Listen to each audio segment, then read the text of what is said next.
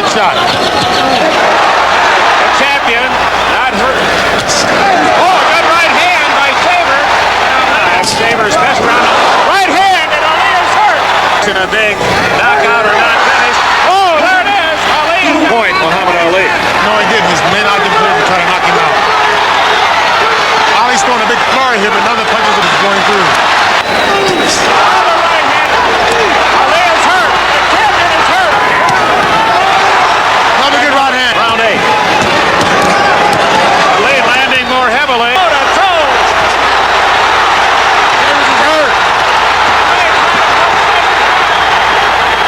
And Sabre is trying to survive to the final bell. What a fight! It's over. Round heavyweight fight. The winner and still champion of the world, the one and only Muhammad